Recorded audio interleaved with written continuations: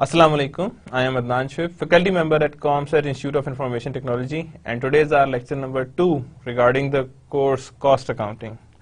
Starting with today's concept, we are going to deal with the cost accounting terms and concepts that are involved in the cost accounting.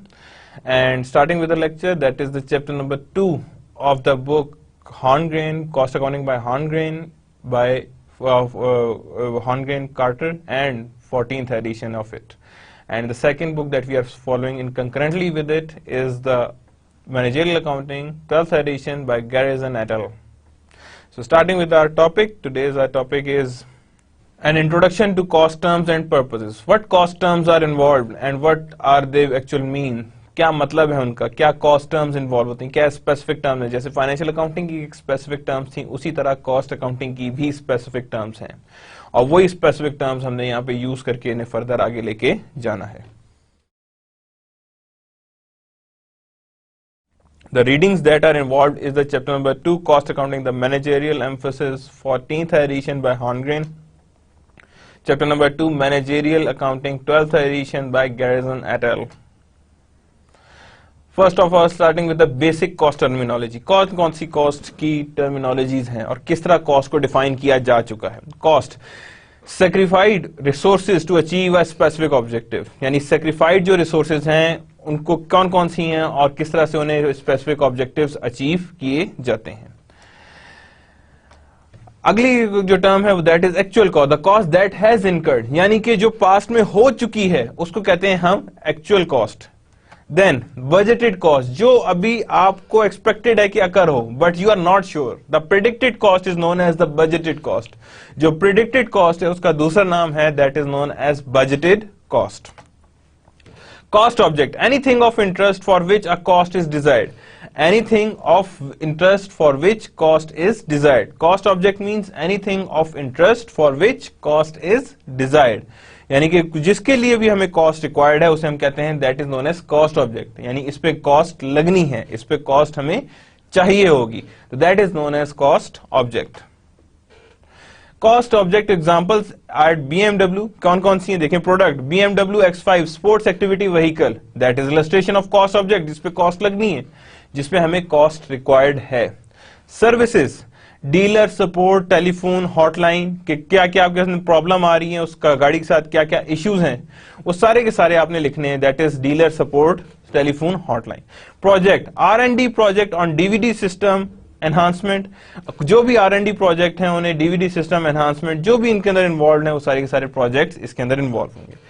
Customers, hub chamber motors, a dealer that purchase broad range of BMW vehicle, that means it's a cost object. ठीक है ना, customer क्या है, cost object है.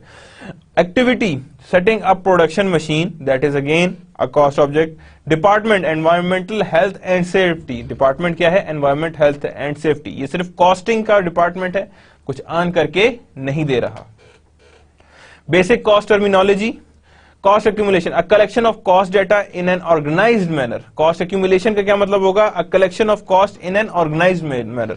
मैं कहूं जी एक product पे इस रॉ मटेरियल की भी कॉस्ट लगी है, इस लेबर की भी कॉस्ट लगी है, इस एडिशनल एक्सपेंसेस की भी कॉस्ट लगी है, तो उसे हम कहते हैं कॉस्ट एक्यूमुलेशन. क्या कहते हैं हम, cost accumulation.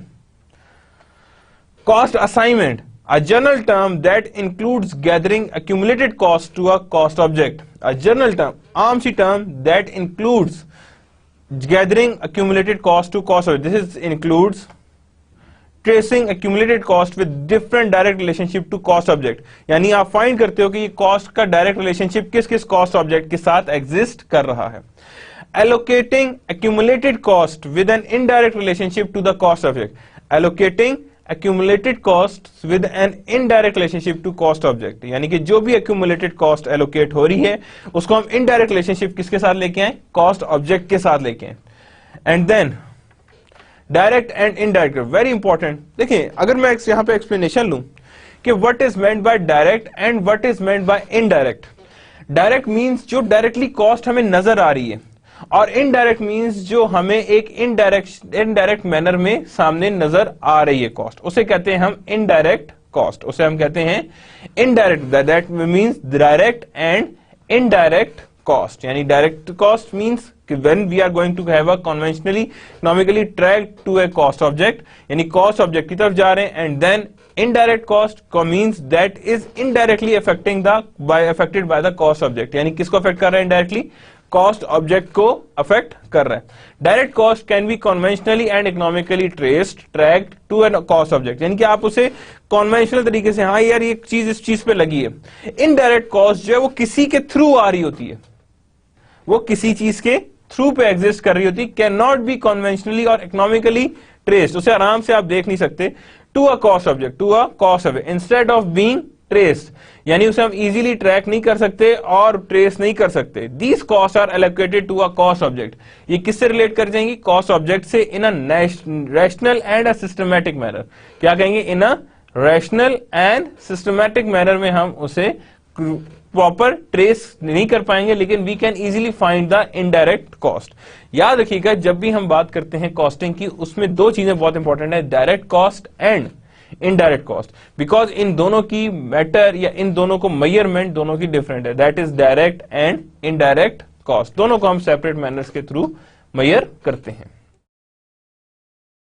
Now BMW assigning cost to a cost object. किस तरह cost objects को हम लोग cost assign करते हैं? Type of cost, direct cost, for example cost of steel tire for the BMW.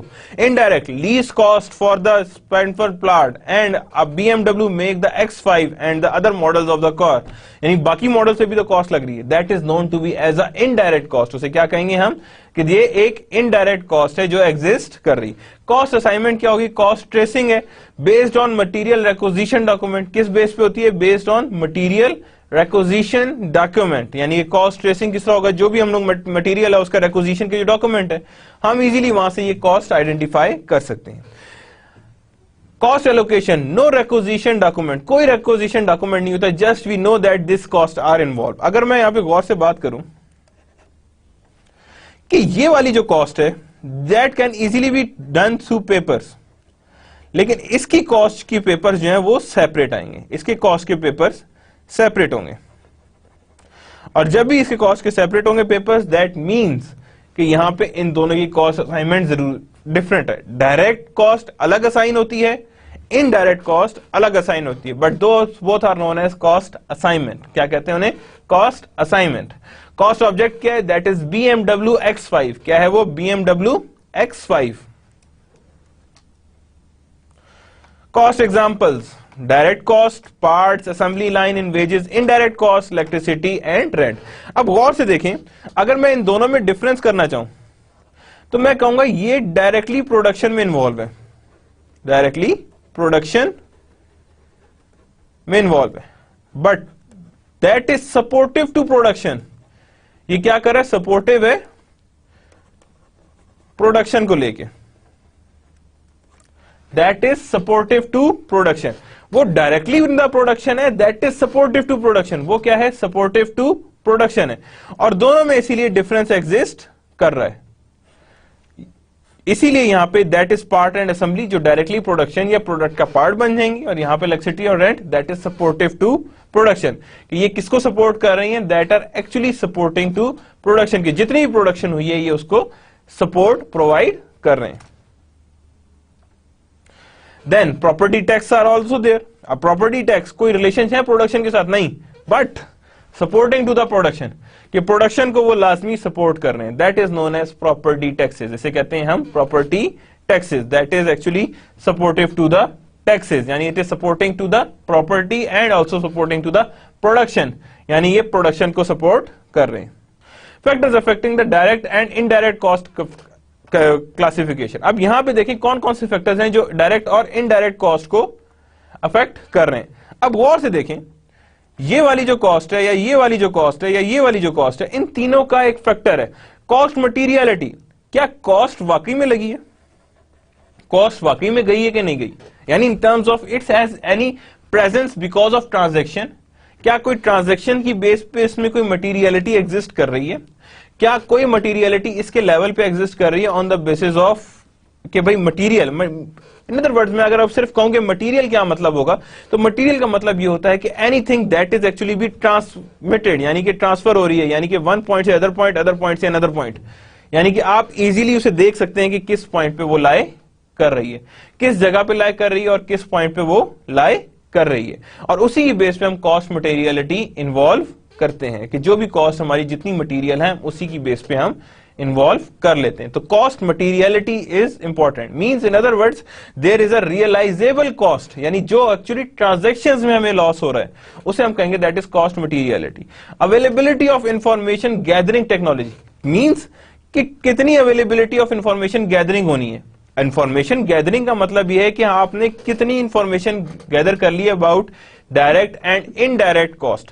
Operational design, operational design किस level का है और क्या ज्यादा है, जारी बात है उसमें डायरेक्ट कॉस्ट भी ज्यादा हो सकती है, इनडायरेक्ट कॉस्ट भी ज्यादा हो सकती है, बोथ कैन बी रिड्यूस, दोनों रिड्यूस भी हो सकती हैं।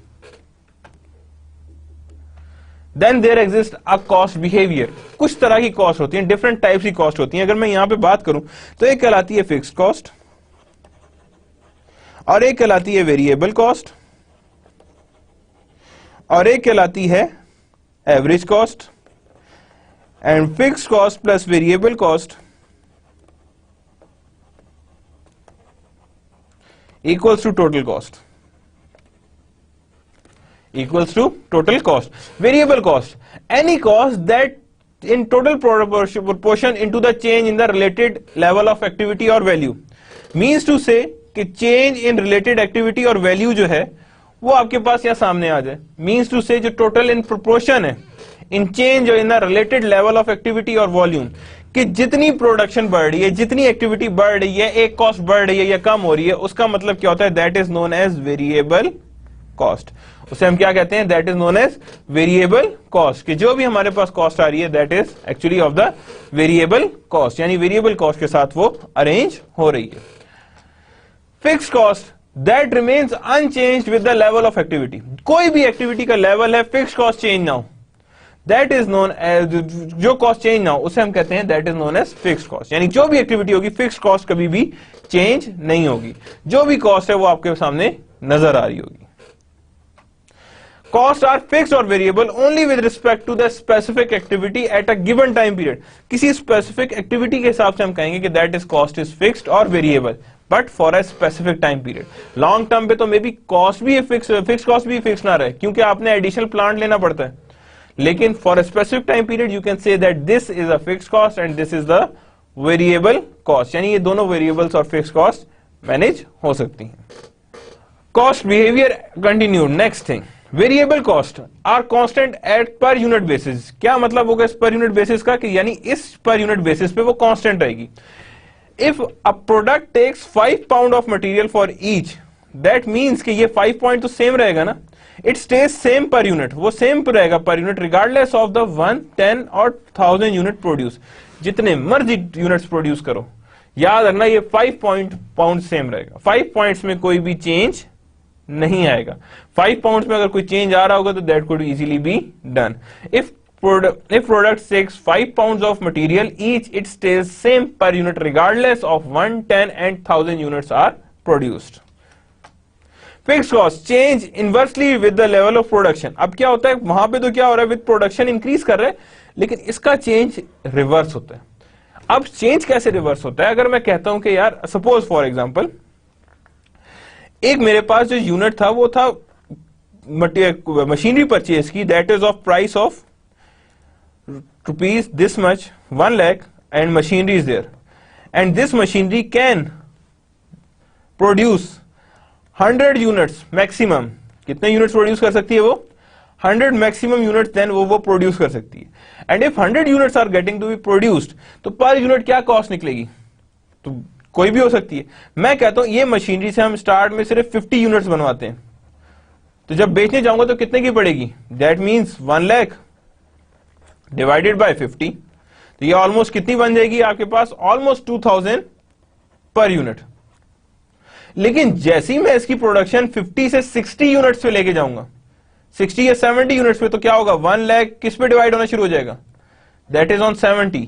तो ऑब्वियसली ये जो ये वाला 2000 है ये रिड्यूस होना शुरू हो जाएगा, ये जो 2000 है ये क्या होना शुरू हो जाएगा, डिक्लाइन की तरफ जाना शुरू हो जाएगा। और जब ये डिक्लाइन की तरफ जाना शुरू हो जाएगा तो दैट मींस इसका रिवर्स है कि जैसी मेरी प्रोडक्शन बढ़ेगी, वेरिएबल कॉस्ट में क्या हो रहा था, वेरिएबल कॉस्ट बढ़ रही थी लेकिन फिक्स्ड कॉस्ट रिवर्स आना शुरू हो जाती है with the increase in production because of economies of scale. क्या चीज है वो, इकोनॉमीज ऑफ स्केल, कि जब भी हम इकोनॉमीज ऑफ स्केल की बात करते हैं तो वो हमेशा रिड्यूस हो जाएगी। तो that is what we known as fixed cost, यानी फिक्स्ड कॉस्ट कम होती है with the production, variable cost बढ़ती है with the production. So that is the relationship between variable cost and fixed cost. Cost behaviour summarised. अब यहां पे देखें एक समरी सी दी हुई है, total dollar and cost per unit, variable cost आ रही है, फिक्स्ड कॉस्ट आ रही है, अनचेंज, चेंज, सारी चीजें आ रही हैं इसके अंदर। गौर से देखिएगा, total dollars change in proportion with the output, यानी इसमें चेंज किस तरह आएगा, जिस तरह आउटपुट चेंज होगी उस तरह टोटल डॉलर्स भी चेंज होंगे। More output equals to more cost, जैसी आउटपुट बढ़ेगी वेरिएबल कॉस्ट भी बढ़ेगी। अनचेंज रिलेटेड टू आउटपुट, यानी आउटपुट से जितना भी चेंज है वो रिलेटेड नहीं है, कि यानी वो आउटपुट बढ़ेगा तो ये कम ही होगी, बढ़ेगी नहीं। कॉस्ट पर यूनिट अनचेंज, यहां पे क्या होता है, कॉस्ट पर यूनिट क्या होगी, अनचेंज है, क्योंकि हर एक की बारी 5 पाउंड एडिशनल लग रहा है ना, तो 5 पाउंड एडिशनल आप ऐड भी करते जा रहे हो। जब आप 5 पाउंड एडिशनल ऐड भी करते जा रहे हो तो that means cost per unit क्या होगी, वो अनचेंज रहेगी। लेकिन यहां पे क्या होगा, इनवर्स है, यहां पे कॉस्ट पर यूनिट रिड्यूस होती जाएगी, जैसे हमने अभी एग्जांपल देखी है। उस तरह देखें क्या क्या लिखा है, more output lowest cost per unit, जैसे ही आउटपुट बढ़ी मोर आउटपुट आ गई at lower cost and the cost would be low, cost क्या हो जाएगी, वो लो हो जाएगी। कॉस्ट बिहेवियर विजुअलाइज, कि कॉस्ट बिहेवियर क्या है और किस तरह विजुअलाइज किया जाता है। अब देखें वेरिएबल कॉस्ट, अब यहां पे देखें panel A that you can get the reference from the Horngren, Horngren में आपको इसका रेफरेंस मिल जाएगा if you want to read out. गौर से देखें, variable cost of steering wheels at $6.60 per BMW X5 assembled. अब क्या हो रहा है, पर BMW, हर BMW पे $60 का एडिशनल खर्चा आएगा, हर BMW पे एक एडिशनल खर्चा आएगा। सुपरविजन कॉस्ट ऑफ BMW, अब सुपरविजन कॉस्ट क्या होगी, क्या डायरेक्ट कॉस्ट है, इनडायरेक्ट कॉस्ट है? Obviously this supervision cost is indirect cost, this supervision cost is indirect cost, ये हमारी इनडायरेक्ट कॉस्ट कहलाएगी फॉर BMW असेंबली लाइन। अब गौर से देखें, with the increase in production ये तो ऊपर जाएगी, लेकिन अब सुपरवाइजर तो एक है, वो सारी गाड़ियों को सुपरवाइज कर रहे हैं, तो चाहे गाड़ियां जितनी भी बढ़ जाएं दैट रिमेन्स द सेम, वो कभी भी चेंज नहीं होगा। अगर ये चेंज होता तो या नीचे आता या ऊपर जाता, no, it remains the same, ये सेम रहेगा। लेकिन जैसे ही हम लोग की बात करेंगे वेरिएबल कॉस्ट की, वो विद द प्रोडक्शन ऊपर ही की तरफ जा रही होगी, और ऊपर ही की तरफ ले जाके everything would be settled and everything would be seen. क्या आप उसे इजीली देख सकते हैं, इजीली समझ सकते हैं। यहां पे देखें एक्स एक्सिस में क्या है, number of X5 assembled and number of total cost of steering wheels, and यहां पे क्या है, total supervision cost. In other words we could say that it's a period cost and it's a product cost. That is period cost and product cost. Other cost concepts कौन कौन से हैं देखिएगा, cost driver, a variable that casually affect the cost over a given time span, कोई एक ऐसा variable जो given time span के लिए आपको अफेक्ट करे, that is cost driver. For example in Pakistan मैं कहता हूं जी कि CNG 3-4 दिन बंद रहती है, उस दौरान आप पेट्रोल यूज करते हैं, एडिशनल कॉस्ट बढ़ती है, दैट मींस द फैक्टर जो अफेक्ट कर रहा है that is lack of CNG, जिसकी वजह से कॉस्ट ड्राइव होकर ऊपर चली गई है, जो कॉस्ट को ऊपर ले गए, कॉस्ट को हायर साइड पे ले गए, जो कॉस्ट ज्यादा ले गए कॉस्ट को ऊपर की साइड पे ले गए। Then relevant range, the brand of normal activity level or a volume in which there is a specific relationship between level of activity and a given cost। यानी कि relevant range क्या हम कहें कि हमारी रेंज क्या है कि इस एक्टिविटी में कॉस्ट इस रेंज पे आएगी, यानी आप जैसी जाएंगे अबव पे तो कॉस्ट और तरह की है, आप और ऊपर प्रोडक्शन में जाएंगे तो कॉस्ट ऊपर और ज्यादा आएगी। That means it's known as the relevant range. For example fixed cost are considered fixed only within the relevant range, यानी जितने लेवल रेलेवेंट रेंज है तो यहां तक है। For example if I would talk about the electricity bill, आप कोई भी एक सिंगल बल्ब भी ना जलाएं पूरे महीने घर में, और एक पंखा भी ना ऑन करें, कोई चीज भी अप्लायंस ना, बिजली इस्तेमाल ही ना करें, क्या बिल नहीं आएगा? नहीं, बिल आएगा। That amount of bill is known as fixed cost portion of electricity, portion of electricity, fixed cost portion of electricity. Now that is something known as relevant range. ये आप इजीली देख सकते हैं, total fix cost यहां पे आ रही है, miles of हॉलिंग यहां पे आ रही है। अब यहां पे क्या है, ये रेलेवेंट रेंज है, तो that means on this range I am going to work, और इसी पे मैंने रहना है और इसी के अंदर ही मैंने काम करना है, यानी my miles of hauling should be over here, मेरी माइल्स ऑफ हॉलिंग इतनी होनी चाहिए इस पॉइंट पे, और ये हमारी क्या है, ये अबव रेंज है और ये लोअर रेंज आ रही है। ओके जी, the next thing is the cost caveat. ये कॉस्ट केविएट क्या है और कॉस्ट केविएट क्या चीजें होती हैं? Unit cost should be used cautiously since unit cost change the different level of output or volume. ये unit cost बड़े आराम से यूज करनी है, because since the unit cost changes the different level of output or volume, it may be more prudent to base decisions on total dollar basis. यानी कि it's important कि आप उसे पूरे डॉलर बेसिस पे ही उसकी वैल्यूएशंस लेके आए। Unit cost that includes fixed cost. Unit cost में क्या होता है, फिक्स्ड कॉस्ट होती है, should always reference to the given level of output or activity. यानी यूनिट कॉस्ट, फिक्स्ड कॉस्ट और वेरिएबल कॉस्ट, यानी that means unit cost, fixed cost plus variable cost, इन दोनों से मिलके बनती है और इन दोनों के एडिशन में ही हमारे सामने नजर आती है, और इन दोनों को हम जब मिलाते हैं that means we are going toward the cost that includes fixed cost should always reference given level of output और activity. Unit cost is also calculate average cost. Unit cost ही क्या निकालता है, एवरेज कॉस्ट भी calculate करता है, means total cost divide by total number of units, total cost divide by number of units, जो भी आएगी वो क्या कहेगी, unit cost are also called average cost. Multiple classification of cost के मल्टीपल क्लासिफिकेशन ऑफ कॉस्ट क्या क्या हो सकती है, किस किस तरह से कॉस्ट क्लासिफाई हो सकती है। कॉस्ट में भी classified as direct and indirect cost, जो भी हम लोग पढ़ चुके हैं। डायरेक्ट कॉस्ट कौन सी होती है, इनडायरेक्ट कौन सी होती है। In other word you can say product cost और पीरियड कॉस्ट, प्रोडक्ट कॉस्ट इसे कहेंगे एंड पीरियड कॉस्ट, यानी ये आप इसके सेकंड नेम भी कह सकते हैं, that means it's a product cost और इट्स अ प्रीवियस कॉस्ट, यानी दोनों चीजें आ रही हैं, product cost and previous period cost, दोनों exist at the same point कर रही हैं। वेरिएबल फिक्स्ड, वेरिएबल कॉस्ट होती है जो change with the production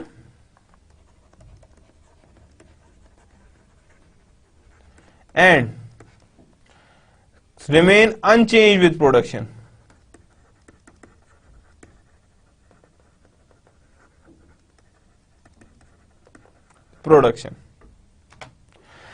These multiple classification give rise to the important cost combination. ये जो अभी हमने पढ़ी डायरेक्ट और इनडायरेक्ट और वेरिएबल और फिक्स्ड, ये give rise to the new important combination. कौन से combination, direct and variable, direct cost and variable, ये भी हो सकता है, जैसे वेजेस ऑफ अ लेबर, ये डायरेक्ट भी है और वेरिएबल भी है, दोनों चीजें। And direct and fixed, direct and fixed भी है, आपने मशीनरी खरीदी है, it's direct but fixed. Indirect and variable, that there exist. Indirect and variable क्या है जी हमारे पास, it could be anything. Electricity को कह सकते हैं हम, इनडायरेक्ट है लेकिन वेरिएबल भी है, इलेक्ट्रिसिटी इज देयर, क्योंकि सारा पोर्शन ही तो नहीं कांस्टेंट होगा ना, बाकी जो यूज करेंगे वो डिफरेंट होगा। इनडायरेक्ट एंड फिक्स्ड, कोई भी चीज हो सकती है इसमें से, जैसे suppose for example salary of a supervisor, supervisor की सैलरी तो नहीं होगी, चाहे 10 यूनिट प्रोडक्ट बने चाहे 100 यूनिट बने, salary of a supervisor remains there, उसमें कोई चेंज नहीं आएगा। Now multiple classifications of cost visualised, assignment of cost to cost object, cost behaviour pattern, assignment of cost to cost object, variable cost, fix cost, direct cost और indirect cost. यहां पे आप combination बना रहे हैं, variable cost जो direct हो उसमें क्या क्या चीजें आएंगी, इनडायरेक्ट कॉस्ट और वेरिएबल हो उसमें क्या चीजें आएंगी, डायरेक्ट और फिक्स कॉस्ट क्या होगी, और इनडायरेक्ट एंड फिक्स्ड कॉस्ट क्या चीज होगी। First of all direct cost and variable cost. Cost object, BMW X5 produced, example tyre used in the assembly of automobile. अब इसका मतलब है टायर के बगैर गाड़ी चल सकती है क्या, नहीं, वो प्रोडक्ट जिसके बगैर प्रोडक्ट, वो चीज जिसके बगैर प्रोडक्ट कंप्लीट ना हो, वो हमेशा डायरेक्ट कॉस्ट होगी। इनडायरेक्ट कॉस्ट अब क्या होगी जी? Power cost, temper plant, power usages, metered, where multiple products are assembled, यानी कि अदर देन वो चीजें जो आपकी फाइनल प्रोडक्ट में नहीं लगी, वो सारी की सारी क्या कहलाएंगी? Indirect cost and variable also, because वो with the patch of time change भी हो रही। Direct cost plus fixed, salary of a supervisor, जैसे मैंने अभी बात की है, सैलरी ऑफ अ सुपरवाइजर जो है वो क्या कहलाएगी? That is fixed cost, at the same time it's a direct cost. Indirect cost but fixed क्या आएगा? एनुअल लीज ऑफ स्पेनवर्क plant, lease for whole plant, multiple products produced, ये सारी चीजें क्या आएंगी? That is on the indirect cost at the same time fixed cost, यानी fixed cost and indirect cost, fixed cost and indirect cost. Different types of firm, firms की types कौन कौन सी होती हैं? मैन्युफैक्चर सेक्टर कंपनीज होती हैं जो क्या करती हैं? प्रोडक्शन करती हैं। क्या कहते हैं? That deals with the production and selling, यानी प्रोडक्शन और सेलिंग से डेवलप करती। मर्चेंडाइजिंग, जिनका काम क्या होता है? परचेज करके रीसेल करना। दे purchase goods and resale at specific price, जिसमें उनका प्रॉफिट भी इंक्लूडेड होता है, यानी ये वो चीज होती है जिसके अंदर इनका प्रॉफिट भी रह रहा है, उसी के अंदर ही एग्जिस्ट कर रहा है। सर्विस सेक्टर, अब यहां पे क्या आ रहा है जी? Service sector companies provide services, intangible products. Intangible products क्या होती हैं? बैंक सर्विसेज है, क्या नजर आती हैं? सिर्फ उनकी प्रोडक्ट्स नजर आती हैं, यानी मतलब क्रेडिट कार्ड है, लेकिन जो सर्विस प्रोवाइड कर रहा है क्या टेंजिबल है? नहीं। स्टॉक मार्केट है, स्टॉक्स हैं, टेंजिबल है? नहीं, इंटेंजिबल है। So these are the service sector company. जो सर्विस सेक्टर है उसमें सर्विसेज इंटेंजिबल होती हैं, उसे आप अभी भी नहीं देख सकते या इससे फिजिकली आइडेंटिफाई नहीं कर सकते।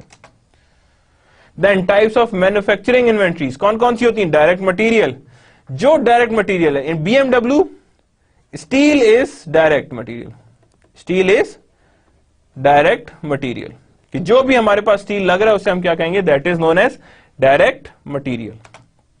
वर्क इन प्रोसेस, अब मुझे ये बताएं, जब हमने सपोज फॉर एग्जांपल एक गाड़ी बनानी शुरू हुई, फिर दूसरी गाड़ी बनी, फिर तीसरी गाड़ी बनी, गाड़ी की प्रोडक्शन तो नहीं रुकेगी, लेकिन मैं कहता हूं कि जी कल मुझे बताओ कि कल तक की कितनी प्रोडक्शन हो चुकी थी। अब उसमें ये तो नहीं कि कल आखिरी गाड़ी पक्की बन गई होगी, नहीं, कुछ बन रही होगी, कुछ इन प्रोसेस होगी, कुछ बन रही होगी और कुछ इन प्रोसेस होगी। जो इन प्रोसेस होगी उसे क्या कहते हैं? That is work in process.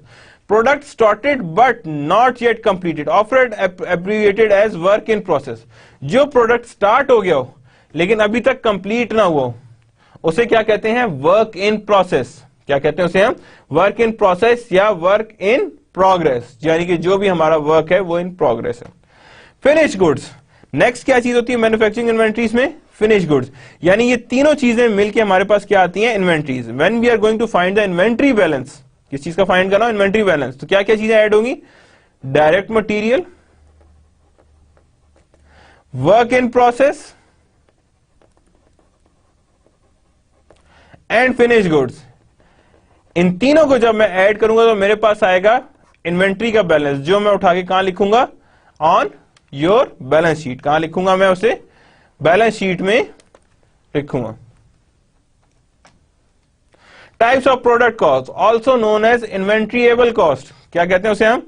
Inventory able cost, यानी प्रोडक्ट कॉस्ट, कि जो हमारे पास इन्वेंट्री नजर आई, जिसमें क्या था? डायरेक्ट मटेरियल आ गया, डायरेक्ट लेबर आ गया, और इनडायरेक्ट मैन्युफैक्चरिंग, फैक्ट्री कॉस्ट, कुछ भी लग रहा है, कुछ भी लग रहा है उसमें। इनडायरेक्ट मैन्युफैक्चरिंग में factory cost that are not traceable to the product, यानी फैक्ट्री कॉस्ट जितनी भी है उसे आप ट्रेस नहीं कर सकते product wise. Other common names for this type of known as manufacturing overheads और फैक्ट्री ओवरहेड्स। वो कॉस्ट जो हमारे पास अदर देन प्रोडक्शन लग रही है, जस्ट सपोर्टिंग टू प्रोडक्शन। किसको सपोर्ट कर रहा हो? सपोर्टिव टू प्रोडक्शन, उसे क्या कहते हैं हम? मैन्युफैक्चरिंग ओवरहेड कॉस्ट और फैक्ट्री ओवरहेड कॉस्ट। या तो उसे हम मैन्युफैक्चरिंग ओवरहेड कॉस्ट कहेंगे या फैक्ट्री ओवरहेड कॉस्ट कहेंगे। अकाउंटिंग डिस्टिंक्शन बिटवीन कॉस्ट, किन किन तरह की अकाउंटिंग की डिस्टिंक्शन आती हैं बिटवीन कॉस्ट?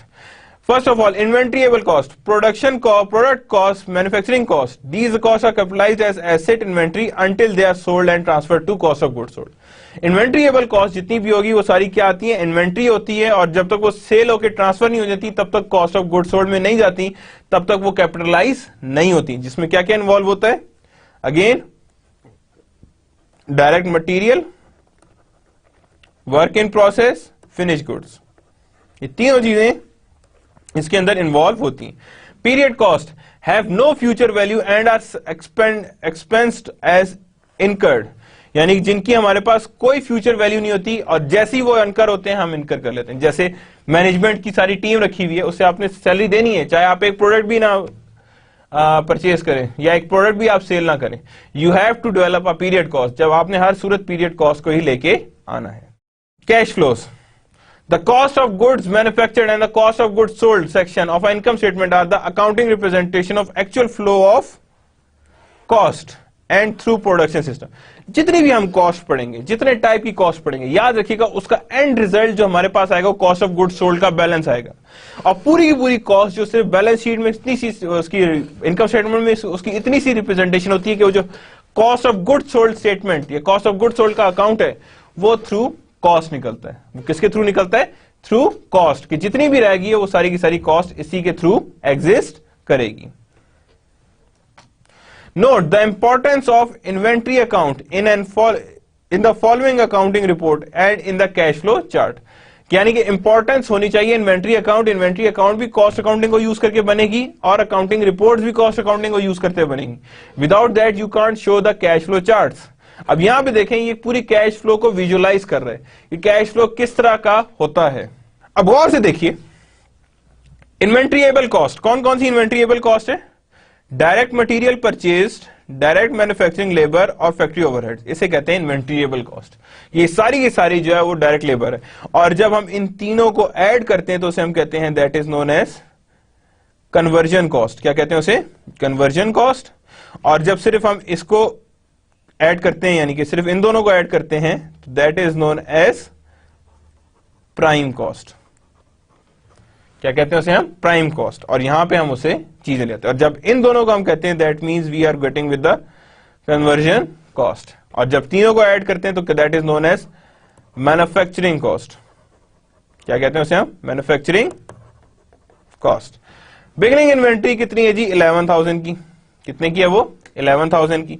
एंडिंग इन्वेंट्री है 8,000 की, यानी beginning inventory is of 11,000, ending inventory कितनी है, 8,000। अब डायरेक्ट मटेरियल यूज कितना आ रहा है, वो 76,000 आ रहा है। अब ये हमने बैलेंस शीट से पिक किया, क्या किया हमने, बैलेंस शीट से पिक किया। क्या किया, किस तरह निकला ये हमारे पास डायरेक्ट मटेरियल यूज, गौर से देखिएगा। Beginning inventory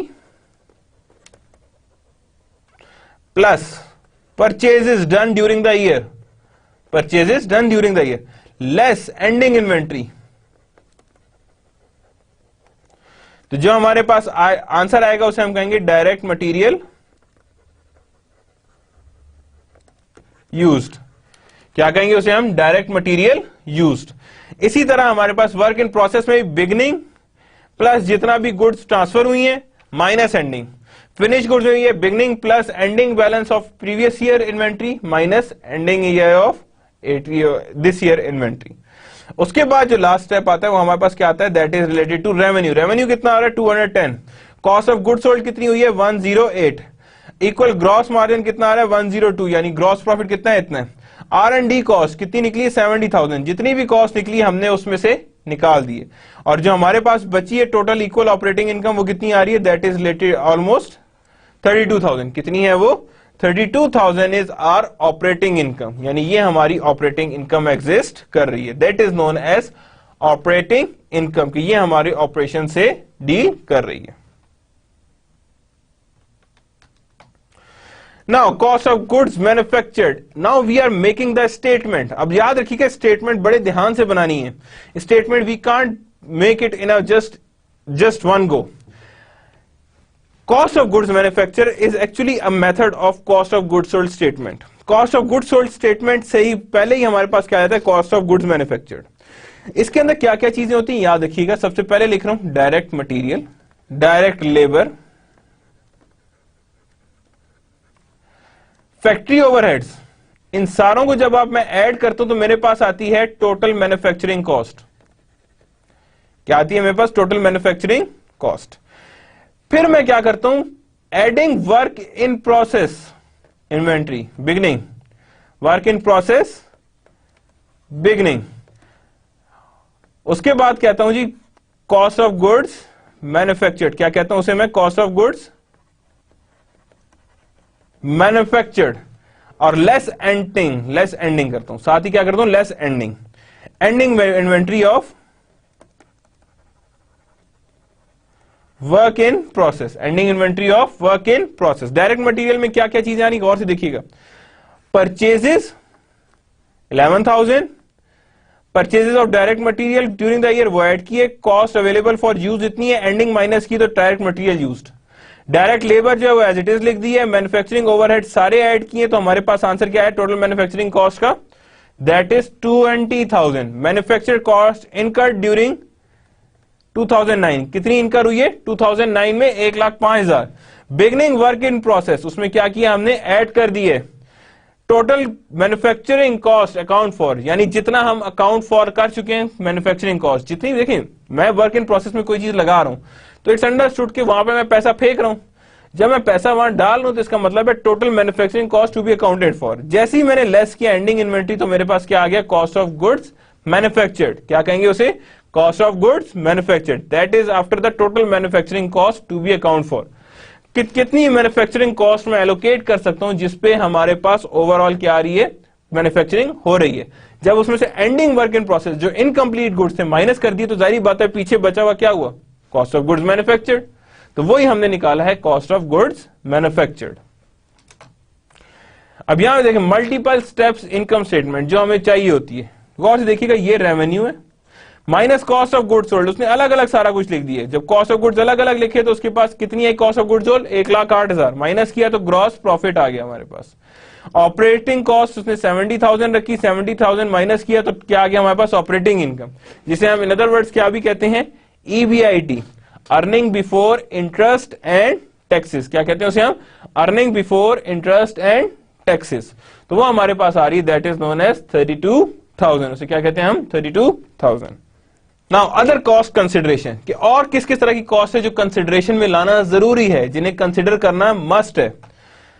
prime cost is the term referring to the all direct manufacturing cost, यानी लेबर और मटेरियल को मिलाएंगे तो क्या बन जाएगी हमारे पास, प्राइम कॉस्ट, क्या कहेंगे उसे हम, प्राइम कॉस्ट, यानी when we add the labor and material तो that is known as prime cost।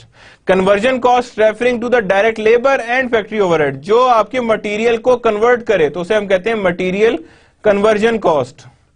क्या है ये, मटेरियल कन्वर्जन कॉस्ट, कि जितनी भी अमाउंट है उसके क्या आ रही है, मटेरियल की कन्वर्जन की कॉस्ट एग्जिस्ट कर रही है।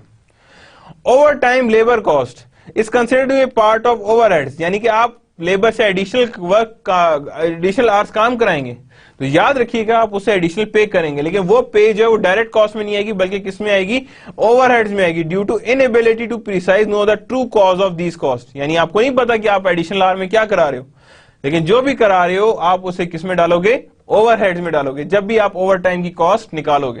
यानी whenever you put the overtime cost that means you have to put it into a overhead cost.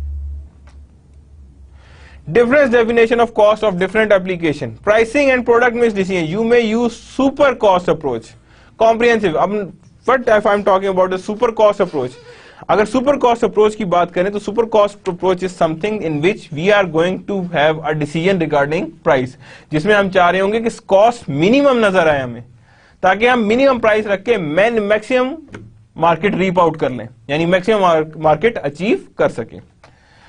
Contracting with government agency, very specific definition of cost for cost plus profit contract, यानी कि आप किससे contract कर रहे हैं, government से contract कर रहे हैं, और क्या आ रहा है वो कॉस्ट प्लस प्रॉफिट कॉन्ट्रैक्ट है। क्या है उसमें, कॉस्ट के आगे भी हमने क्या किया, प्रॉफिट ऐड किया है, और तब हमने गवर्नमेंट एजेंसी को कॉन्टैक्ट किया है।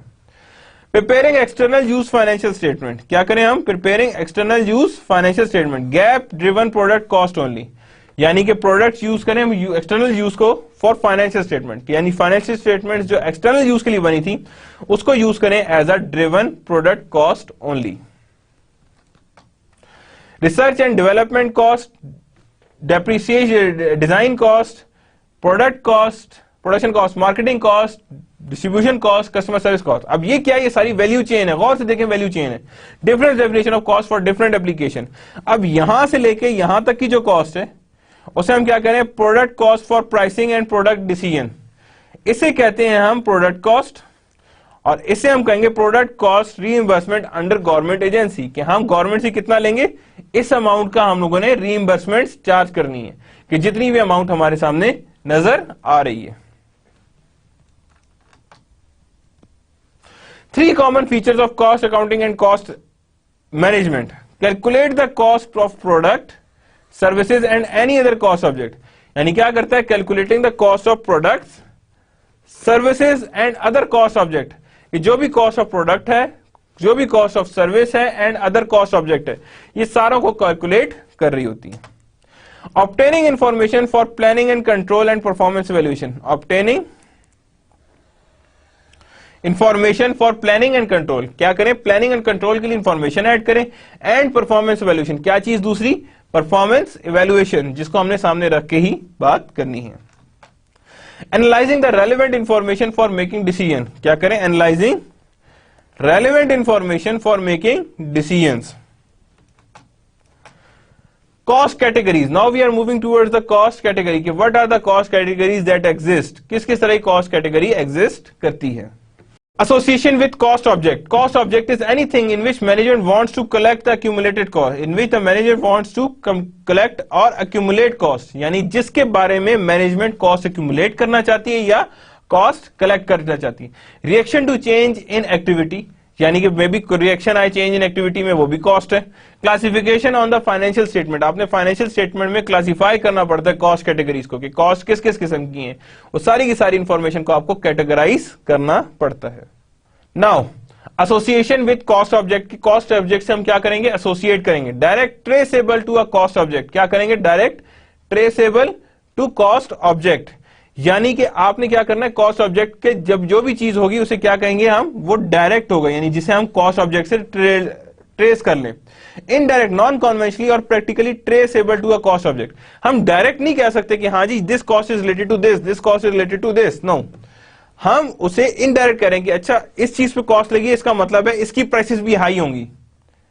अच्छा इस चीज की प्राइस बढ़ी, इसका मतलब है इस चीज की प्राइसेस बढ़ जाएंगी। That means I am getting the indirect impact of that cost, कि मैं उसका इनडायरेक्ट इंपैक्ट ढूंढने की कोशिश कर रहा हूं कि what would be it's indirect impact. और जिसे हम, और इनडायरेक्ट इंपैक्ट को हम लोग किस तरह ट्रीट करते हैं, एज अ ओवरहेड, जिसे हम कहते हैं मैन्युफैक्चरिंग ओवरहेड। क्या कहते हैं इसे हम, manufacturing overhead. And it would always be allocated, ये क्या होता है, ये एलोकेट की जाती है, जो भी आएगा उसे हम एलोकेट करेंगे। Association with cost object, reaction to change in activity, जब भी हमको एक्टिविटी चेंज करते हैं इन चारों में से कुछ पे इफेक्ट आता है, चाहे फिक्स्ड कॉस्ट पे इफेक्ट आएगा, चाहे वेरिएबल पे आएगा, चाहे मिक्स्ड पे आएगा, चाहे स्टेप वाइज कॉस्ट में आएगा, यानी लेकिन किसी न किसी कैटेगरी में लाई करेगा। Whenever there is a change in activity, जब भी चेंज इन एक्टिविटी होगी उसमें ये कहीं ना कहीं से नजर आएगा। Relevant range, normal operating range, ये किस रेंज में इसके आंसर्स एग्जिस्ट कर रहे हैं, किस रेंज में इसने एग्जिस्ट करना है, किस रेंज में इस वैल्यू ने आना है, तो उसे हम कहते हैं relevant range. Now total unit cost behaviour क्या होगा, गौर से देखिएगा, जो हम ऑलरेडी देख भी चुके हैं, जिसमें हमने एग्जांपल्स भी देखी हैं कि किस किस तरह से ये एग्जिस्ट कर रहा है। First of all variable cost, total cost varies in direct proportion to change in activity, यानी कि डायरेक्ट क्या है, प्रोपोर्शन में चेंज कर रहा है with the activity. Total cost at the same time and fixed cost remain constant through out the relevant range, यानी कितना होगा, रेलेवेंट रेंज में वो कांस्टेंट रहेगा, वो वेरी करेगा, ये कांस्टेंट रहेगा। Variable cost unit cost remains constant, याद रखना वेरिएबल कॉस्ट में यूनिट कॉस्ट सेम रहती है, उसमें कोई चेंज नहीं आता। Unit cost remains the same, unit cost में कोई भी डिफरेंस एग्जिस्ट नहीं कर रहा होता। अगर एग्जिस्ट कर रहा होता है तो that means it means unit cost and variable cost are have the same behaviour. Unit cost fixed cost varies inversely, यानी ये वाली चीज बढ़ेगी तो ये वाली चीज क्या होगी, चेंज होगी through out the relevant rate, कि जैसी प्रोडक्शन बढ़ी fixed cost increases, fixed cost increases, कि फिक्स्ड कॉस्ट बढ़ जाती है या इंक्रीज कर जाती है। Cost category classification on the financial statement, financial statement में कॉस्ट किस किस तरह से क्लासिफाई होती हैं, किस किस तरह से सामने आती हैं, किस किस चीज रीजन पे ये बेस करती हैं। Unexpired cost, balance sheet assets, expired income statement expense. अब देखें अनएक्सपायर्ड क्या होता है, अनएक्सपायर्ड इंश्योरेंस होती है, अनएक्सपायर्ड रेंट होता है, unexpired any other thing that is treated as an asset, जो आप ऑलरेडी फाइनेंशियल अकाउंटिंग में पढ़ के आए हैं। एक्सपायर्ड मींस जो यूज कर चुके हैं, जितनी अमाउंट भी अनएक्सपायर्ड में से यूज करते हैं, एक्सपायर हो जाती है, वो कहां जाती है, वो जाती है सीधा इनकम स्टेटमेंट के एक्सपेंस में। कहां जाती है वो, इनकम स्टेटमेंट के एक्सपेंस में। Prime cost, prime cost direct material plus direct labour is known as prime cost. Conversion cost direct labour plus factory overhead, उसे कहते हैं हम conversion cost. Product cost are unexpired before sale. अब product cost का क्या होता है, कोई भी एक्सपायरेशन नहीं होती before sale. And products cost are expired when sold. ये चीज याद रखिएगा कि product cost as unexpired before sale, sale से पहले प्रोडक्ट कॉस्ट इज अनएक्सपायर्ड, लेकिन after sale it is being expired and sold. Period represented in period income, यानी कि पीरियड किस पीरियड की बात कर रहे हैं, 1 साल है, 1.5 साल है, 5 महीने, 6 महीने, जितना भी है वो सारे पीरियड्स आपने यहां पे शो करने होते हैं। Now the product cost exist, direct material, direct labour and overheads. याद रखिएगा इससे मैन्युफैक्चरिंग कॉस्ट भी कहते हैं। It's also being known as manufacturing cost. क्या है ये, मैन्युफैक्चरिंग कॉस्ट। डायरेक्ट मटेरियल मयरेबल पार्ट ऑफ प्रोडक्ट, क्या मतलब है इसका, कि जो मयर हो रहा हो। Direct labour, labour use to manufacture product और परफॉर्म अ सर्विस, कि labour use to manufacture a product, क्या लेबर क्या हो, use to manufacture a product और perform a service. Overhead indirect production cost, जो भी प्रोडक्शन कॉस्ट आएगी that is known as indirect production cost, because वो production को सपोर्ट तो कर रही है but that is not actually included in a production, यानी किसी प्रोडक्ट का हिस्सा तो नहीं बनी ना, सपोर्ट कर रही है। तो जितनी भी सपोर्टिव कॉस्ट होंगी वो किस में आएंगी, that is known as overhead cost. उसे क्या कहेंगे हम, overhead cost. Now period cost, period cost वो कि जिसमें नंबर ऑफ यूनिट्स प्रोडक्शन पे कॉस्ट बेस ना कर रही हो बल्कि किस पे बेस कर रही हो, on the base of time. अब मुझे बताएं, चाहे आपने बेशक 2 यूनिट बनाए या कोई यूनिट नहीं बनाया, जो सेलिंग और एडमिन का स्टाफ है उसे सैलरी नहीं देंगे क्या, देंगे डेफिनेटली, क्योंकि उसकी सैलरी किस बेस पे, प्रोडक्शन पे नहीं है, उसकी salary on the basis of month पे है, on the basis of period पे है। Same is the case with the distribution cost, cost to warehouse transport और डिलीवर, इनका तो रेंट देना है चाहे आप वेयर हाउस में कुछ भी ना रखें, तो वो सारी की सारी कॉस्ट क्या कहलाएगी, पीरियड कॉस्ट कहलाएगी। Major impact on managerial decision making, इसका इंपैक्ट बहुत ज्यादा होता है ऑन द डिसीजन मेकिंग, के डिसीजन मेकिंग में इसका इंपैक्ट कितना आना है। नाउ कन्वर्जन प्रोसेस, क्या है ये, conversion process, change input into the output, के कितनी कन्वर्जन प्रोसेस और किस तरह से कन्वर्जन प्रोसेस आता है। That is purchase raw material to the supplier from और supplier and then product and service, यानी यहां से देखें पहले ये बना, देन उसके बाद कन्वर्जन हुई, and after the conversion this would be developed, product और सर्विस, क्या है वो, प्रोडक्ट और सर्विस को हमने डेवलप कर लिया, यानी परचेज रॉ मटेरियल्स और सप्लायर, प्रोडक्ट और सर्विसेज हमारे पास एंड में आए हैं। And that is whole conversion, जिसमें मैन्युफैक्चरिंग भी आ जाएगा and other operations related, operations related. Cost accumulation in a manufacturing company, क्या आएगा ये, कॉस्ट एक्यूमुलेट कैसे हो रही है in a manufacturing company. First of all material inventory, then work in process inventory, then finish goods inventory and then cost of goods sold, यानी इन तीनों से पहले मटेरियल इन्वेंट्री को देखते हैं, फिर finish goods, work in process, then finish goods, और ये तीनों जब ऐड होती हैं तो ये हमारे पास किस में आती है, बैलेंस शीट में, और बैलेंस शीट में किस जगह आती है, इन्वेंट्री अकाउंट में आती है, इन्वेंट्री अकाउंट में आती है। और कॉस्ट ऑफ गुड्स सोल्ड किस जगह आती है, that is on the income statement.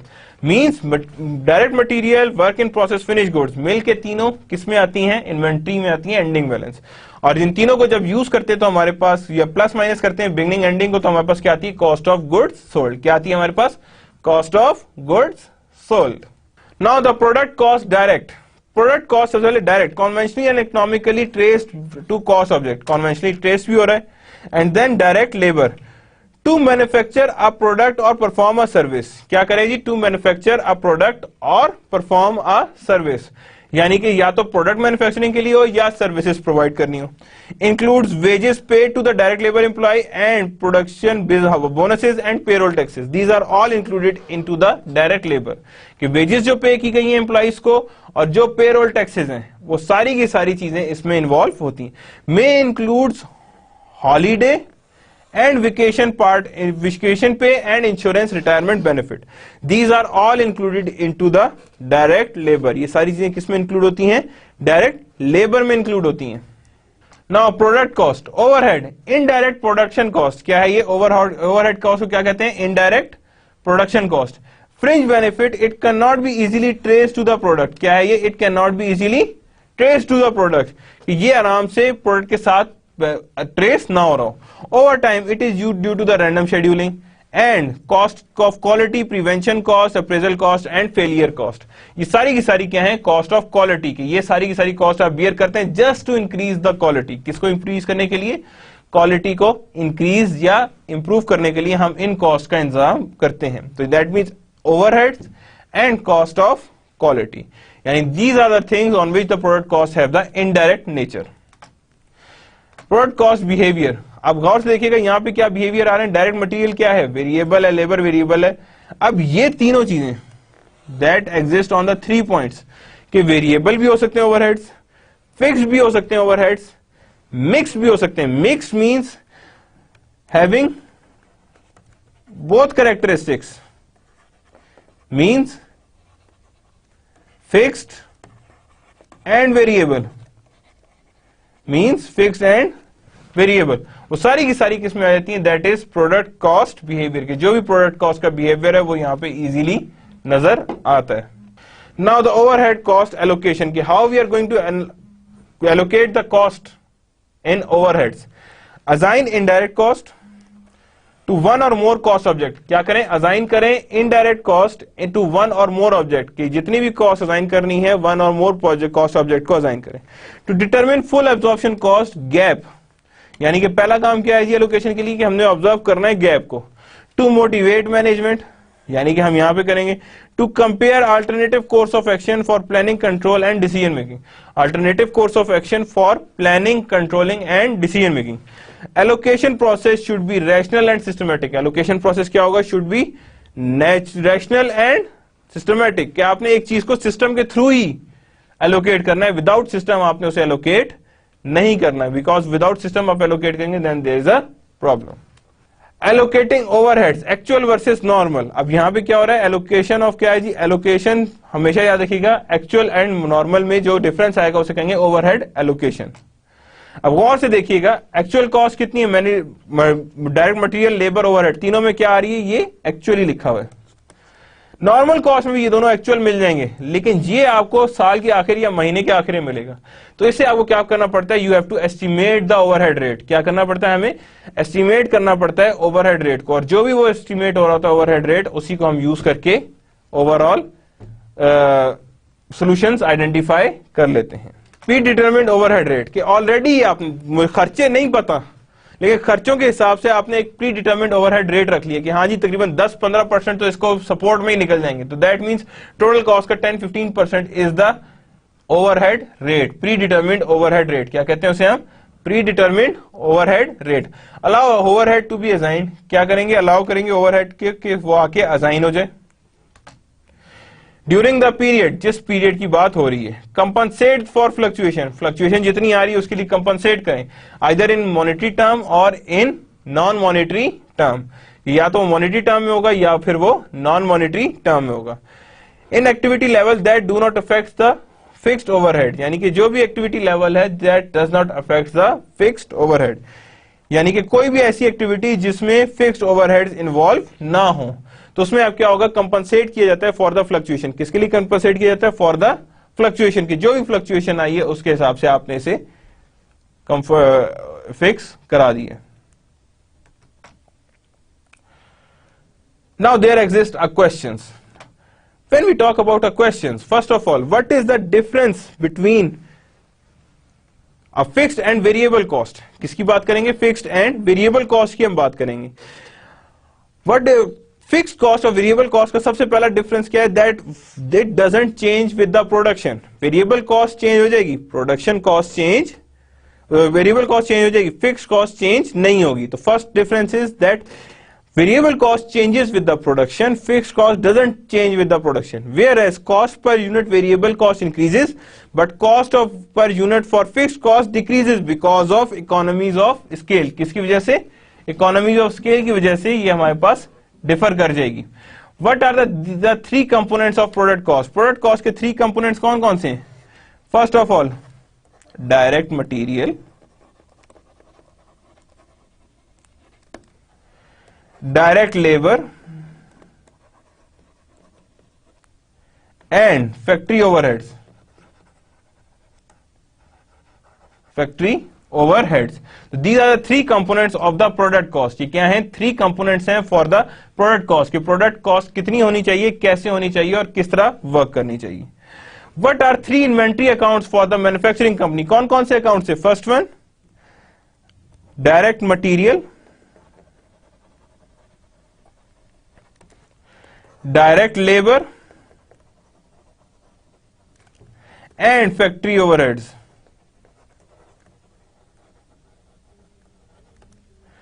Factory overheads, ये तीनों अकाउंट्स मिलके आपके पास क्या होता है? एक इन्वेंट्री अकाउंट बनाते हैं जो एट द एंड किस में शो होता है? बैलेंस शीट में शो होता है। That is on the balance sheet, यानी जो भी हो इसे बैलेंस शीट पर ही शो करते हैं। Now there exist some ethical issues. अब एथिकल इश्यूज किस किस किस्म के एग्जिस्ट करते हैं, जरा वो देखिएगा।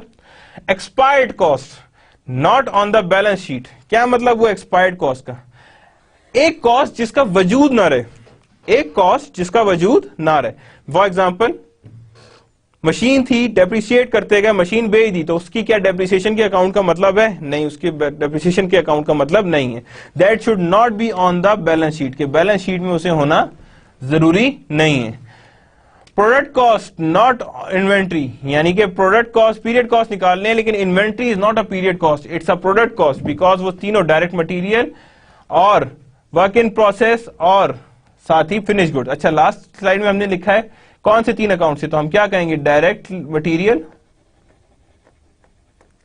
Work in process and finish goods. इन तीनों को हम लोगों ने जब हम ऐड करते हैं तो हमारे पास क्या आ जाता है? Inventory account. क्या आ गया वो? Inventory account. Product cost not selling और एडमिनिस्ट्रेटिव कॉस्ट, क्या है ये? नॉट सेलिंग एंड एडमिनिस्ट्रेटिव और सेलिंग कॉस्ट, यानी कि ये पीरियड के साथ अटैच नहीं है, बल्कि किसके साथ अटैच है? ये बेस्ड ऑन प्रोडक्शन, इसीलिए वो कह रहा है कि not attached with administrative and selling cost. Direct labour not overstated.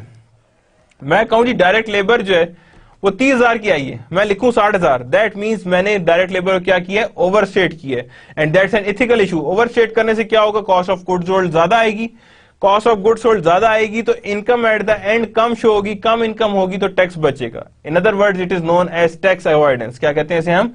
Tax avoidance कहते हैं कि when you are avoiding the tax, कि टैक्स को आप पीछे कर रहे हैं और टैक्स को आप अवॉइड कर रहे हैं, कि जो भी है उसे आपने टैक्स को अवॉइड कर दिया है। डायरेक्ट लेबर हो गया। Then ending inventory not overstated. What is meant by ending inventory not overstating? कि भाई एंडिंग इन्वेंट्री को ओवरस्टेट ना करें तो क्यों? जब हम एंडिंग इन्वेंट्री ओवरस्टेट करते हैं तो दैट मींस कि हमने एंडिंग इन्वेंट्री ज्यादा रखी हैं, जिसकी वजह से क्या होगा कि overall cost of goods sold कम आ रहा होगा। इन अदर वर्ड्स आप मैनिपुलेट कर रहे हैं किसको? कॉस्ट ऑफ गुड्स सोल्ड को आप मैनिपुलेट करेंगे, आज नहीं तो कल, कल नहीं तो परसों, परसों नहीं तो तरसों। दैट मीन्स कि you are actually ending inventory is being overstated, कि एंडिंग इन्वेंट्री क्या हो रही है? ओवरस्टेट की जा रही है।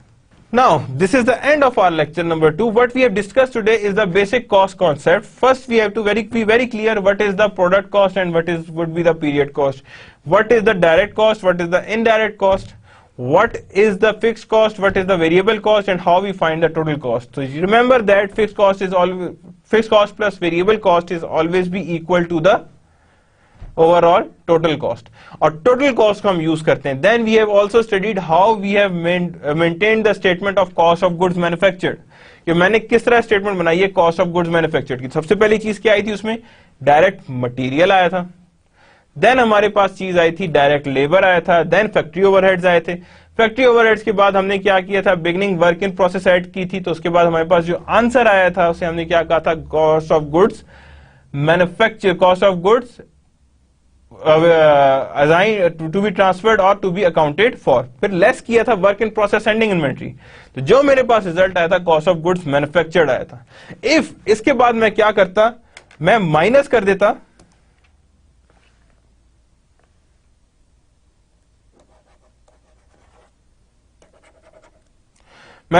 देता beginning finish goods, sorry add कर देता बिगिनिंग फिनिश गुड्स और लेस कर देता एंडिंग फिनिश गुड्स, तो वो मेरे पास बन जाती cost of goods sold, cost of goods sold, और जो हमारे पास वैल्यू आ रही होती है ओवरऑल कॉस्ट ऑफ गुड्स। तो that's how we treat with the cost of goods sold, की कॉस्ट ऑफ गुड्स सोल्ड कितनी आ रही है, कैसे आ रही है और किस तरह से वर्क कर रही है। Then we study different example, one example BMW, जिसके अंदर हम लोगों ने डिफरेंट कॉस्ट के कॉन्सेप्ट देखे थे।